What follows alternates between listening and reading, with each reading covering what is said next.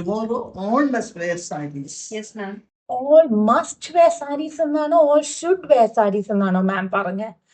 All must wear saris എന്നാണെങ്കിൽ ഉറപ്പായിട്ട് ഉടുക്കണം, ഇല്ലെങ്കിൽ ജോലി പോവും. ഓൾ ഷുഡ് വെയർ ആണെങ്കിൽ ഉടുക്കണം, പക്ഷെ സാരമില്ല, ഉടുത്തില്ലെങ്കിലും മസ്റ്റ് എന്ന് പറഞ്ഞില്ലല്ലോ എന്ന് പറയാമല്ലോ. Tomorrow, all should wear sarees. Yes, ma'am. All should കുഴപ്പമില്ല, ഷുഡ് ഉടുത്തില്ലെങ്കിലും സാരമില്ല.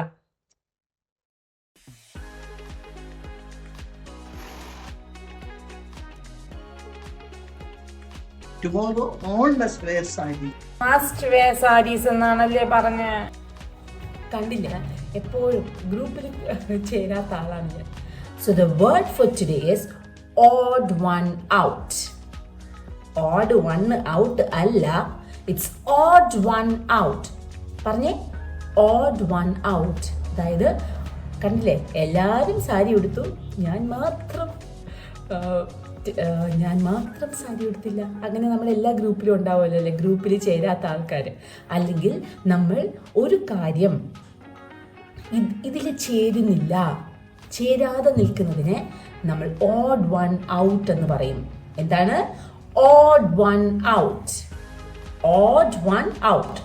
He is the odd one out in that group. Teacher പറഞ്ഞു തന്ന ബേസിക്സ് ഓർമ്മയുണ്ടോ?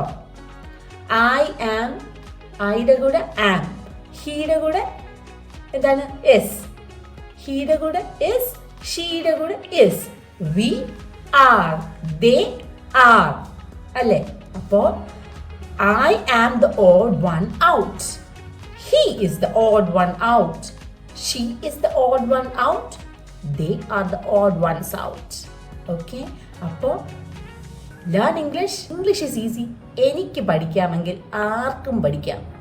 Okay, so it's easy English with me, Shalini. Bye-bye.